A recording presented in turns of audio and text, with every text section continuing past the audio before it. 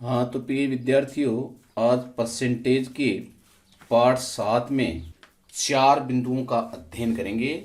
ये बहुत ही इम्पोर्टेंट बिंदु हैं। मैं आपको अच्छी तरह से इनको क्लियर कर देता हूँ। सबसे पहला पॉइंट देखिए,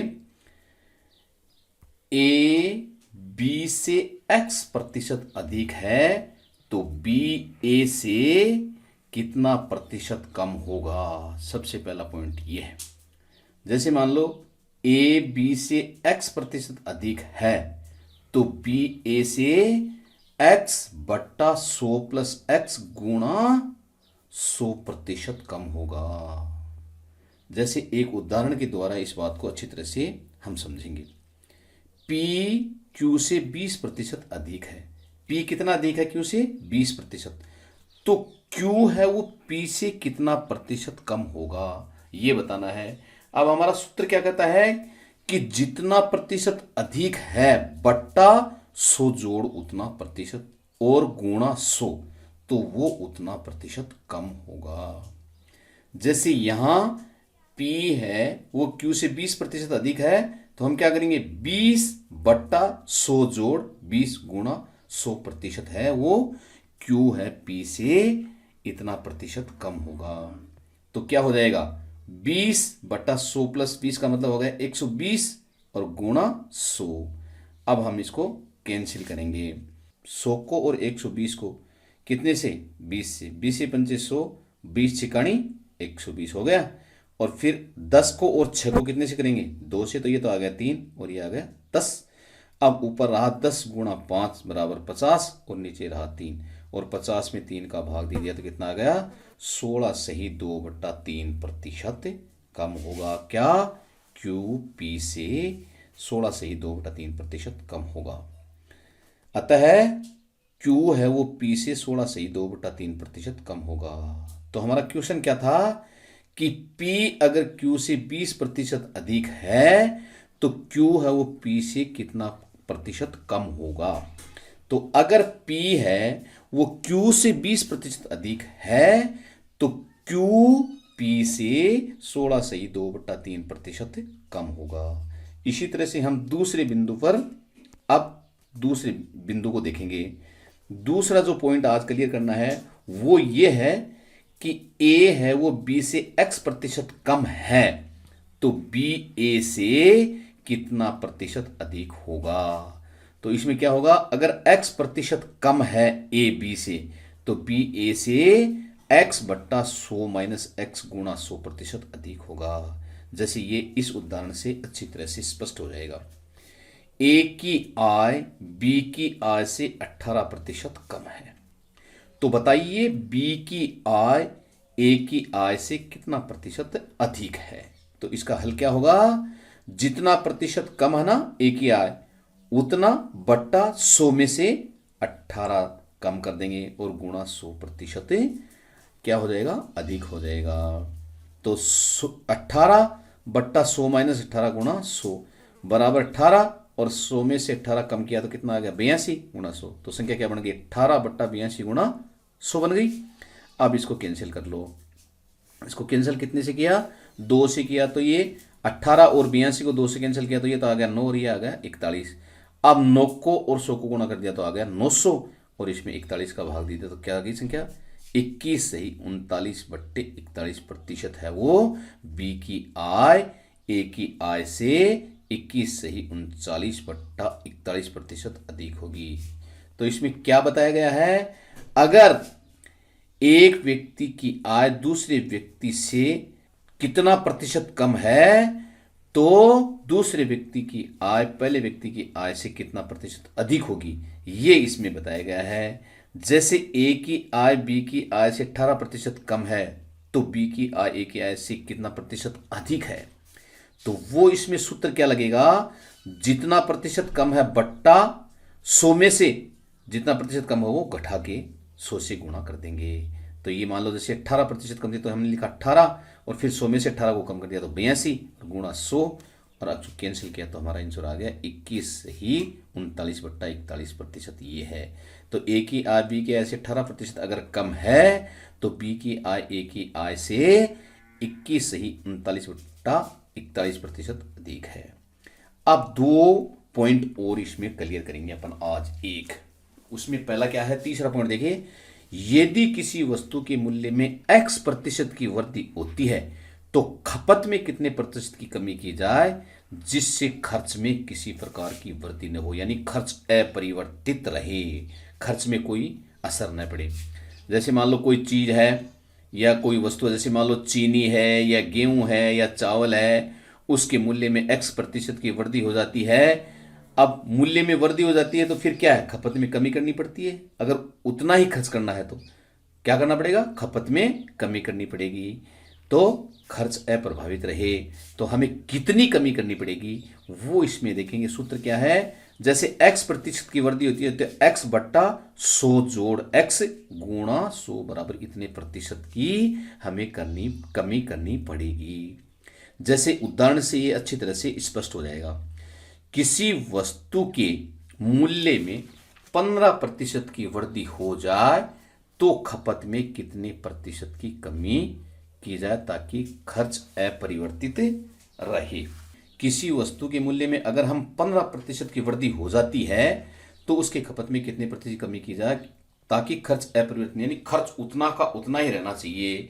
तो देखिए इसमें क्या सूत्र लगता है, जितनी वृद्धि होती है उतना बट्टा 100 में वो वृद्धि जोड़ के 100 से गुणा कर देंगे तो उतने प्रतिशत की कमी आ जाएगी। जैसे यहां 15% की वृद्धि हो रही है तो 15 बट्टा 100 जोड़ 15 और गुणा 100 बराबर ये प्रतिशत में कमी आ जाएगी। तो 15 बट्टा 100 में जोड़ दिया 15 तो 115 और गुणा 100 तो गुणा 100। अब इसको कैंसिल कितने से किया, ये 5 से कैंसिल करेंगे 15 को और 115 को, तो ये तो 5 × 15 और ये 23 × 5 115, कितने आ गए 5 और 23 आ गए। कितने से कैंसिल किया, 5 से कैंसिल कर दिया। तो अब ऊपर क्या रहा 3 और 100 तो हो गया 300 और बट्टा 23। अब 300 में 23 का भाग दे दीजिए तो आगे 13 सही 1/23% की कमी करनी पड़ेगी ताकि हमारे खर्च में कोई परिवर्तन न करना पड़े। अगर मूल्य में किसी वस्तु के मूल्य में 15% की वृद्धि होती है तो खपत में हमें कितने प्रतिशत की कमी करनी पड़ेगी, 13 सही 1/23% की कमी करनी पड़ेगी ताकि हमारा खर्च जितना पहले था उतना ही रहेगा, यानी खर्च में कोई परिवर्तन नहीं होगा। इसी तरह का एक ये दूसरा पॉइंट है, चौथा पॉइंट देखिए, यदि किसी वस्तु के मूल्य में x% की कमी हो जाए तो खपत में कितने प्रतिशत की वृद्धि की जाए। यानी अब जैसे मूल्य में कमी होती है तो क्या होता है, खपत में वृद्धि हो जाती है, लेकिन वो खर्च अपरिवर्तित रहना चाहिए, खर्चा उतना ही होना चाहिए। तो आप जब मूल्य में मतलब कमी होगी तो खपत में वृद्धि होगी, अगर मूल्य में परिवर्तन हमें नहीं करना है। तो इसका सूत्र क्या होगा, जैसे x% की कमी हो रही है तो x बट्टा और कितने प्रतिशत की कमी हो रही है वो 100 में से घटा देंगे और 100 से गुणा कर देंगे तो उतने प्रतिशत की वृद्धि हो जाएगी खपत में। अब उदाहरण के द्वारा ये अच्छी तरह से क्लियर हो जाएगा। देखिए, यदि चीनी के मूल्य में 20% की कमी हो जाए तो खपत में कितने प्रतिशत की वृद्धि की जाए ताकि खर्च अपरिवर्तित रहे। तो हमारा सूत्र क्या कहता है, सूत्र ये कह रहा है जितना प्रतिशत की कमी हो रही है उतना बट्टा 100 में से उतना माइनस करके नीचे लिख देंगे और गुणा कर देंगे 100 से। तो यहां कितने प्रतिशत की कमी हो रही है, 20% की, तो 20 बट्टा और 100 में से 20 लेस किया तो कितना बचा 80, तो क्या संख्या होगी 20/80 और गुणा 100 से कर रहे हैं। अब इसको कैंसिल करेंगे तो ये 20 से कैंसिल हो जाएगा 80 और 100, 20 चौका 80, 20 से 100। अब ऊपर 5 और 5 रहा तो उसको गुणा किया तो कितना हो रहा 25%, 25/4 आएगा सूर्य, तो ये 6 से 1/4 हो जाएगा, 25/4 आएगा। 5 गुणा 5 यहाँ कितना होगा 25, ये 4 नीचे रहेगा ना, ये तो होगा 25 में 4 का भाग तो 6 से ही 1/4% की वृद्धि की जाएगी, किसमें, खपत में, ताकि हमारा खर्च अपरिवर्तित रहेगा। ओके, आगे देखिए और उदाहरणों से ये चारों पॉइंट क्लियर हो जाएंगे। जैसे ये उदाहरण नंबर 5 देखिए, यदि y x से 20% अधिक है तो एक्स वाई से कितना प्रतिशत कम है, ये हमारा जो पहला बिंदु था ना, उससे संबंधित उदाहरण है। अब जैसे y है वो x से कितना प्रतिशत अधिक है, 20%।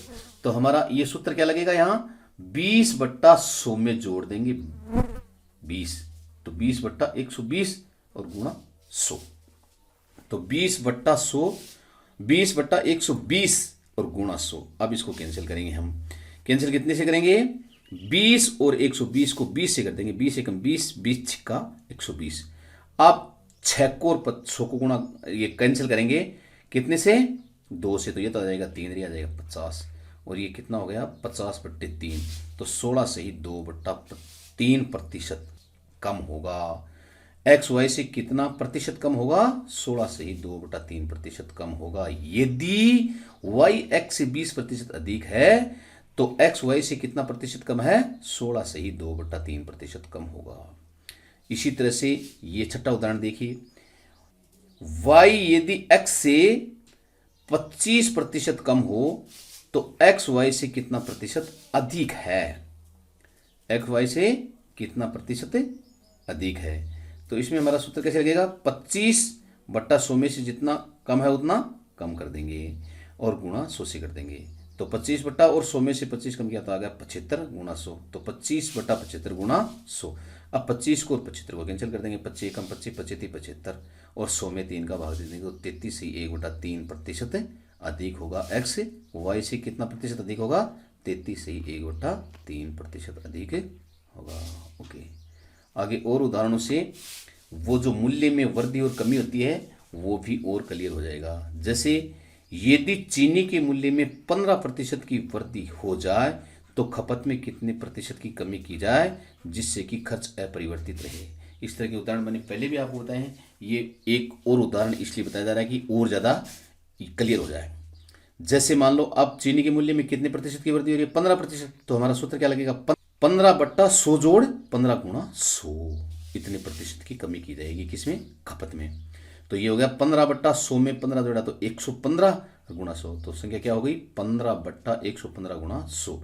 अब इसको कैंसिल कितने से, 5 से 5 थी 15, 23 पंचो 115, तो ये हो गया 100 गुणा 3 300 और 23 का भाग दिया 13 से ही 1/23% की कमी की जाएगी।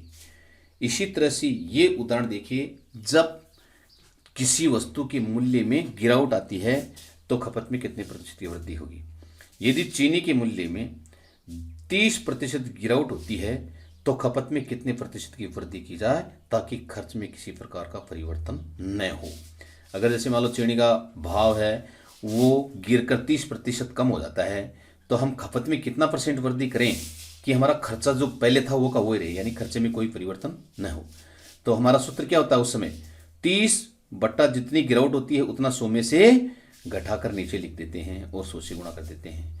तो हमारी संख्या क्या बन जाएगी, 30/100 में से 30 कम किया तो 70 गुणा 100, तो संख्या बन गई 30/70 गुणा 100। अब हम 0 से 0 ये कैंसिल हो गया, 30 वाला और 70 वाला, और ऊपर रहा 3 और 100 300 और 7 का भाग दे दिया। तो अब 300 में 7 का भाग दें तो 42 सही 6/7% की वृद्धि की जाएगी खपत में, तो हमारा खर्च अपरिवर्तित रहेगा। अब मैं आपको इन चारों जो अवधारणाएं हैं प्रतिशत से संबंधित, इनसे संबंधित मैं कुछ अभ्यास के लिए आपको प्रश्न दे रहा हूं। इन प्रश्नों को आप अच्छी तरह से हल करने की कोशिश कीजिए, इनका अभ्यास कीजिए और आंसर को कमेंट बॉक्स में लिखें ताकि हमें पता चले। y यदि x से 25% अधिक हो तो एक्स वाई से कितना प्रतिशत कम होगा।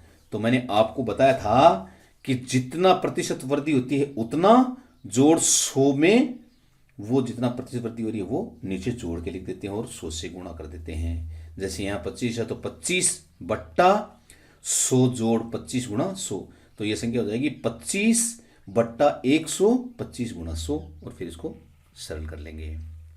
इसी तरह से ये y यदि x से 20% कम है तो एक्स वाई से कितना प्रतिशत अधिक होगा। इसमें क्या करेंगे आप, 20/100 में से जितना प्रतिशत ये कम है उतना माइनस कर देंगे, तो ये हो जाएगा 20/100 माइनस 20 गुणा 100, तो ये हो जाएगा 20/80 गुणा 100 और इसका सरल करके हल याद कर लेंगे। तीसरा प्रश्न देखिए, चीनी के दाम में 10% कमी हो जाने से एक आदमी को उपभोग में कितनी वृद्धि की जानी चाहिए कि खर्च में किसी प्रकार का परिवर्तन न हो।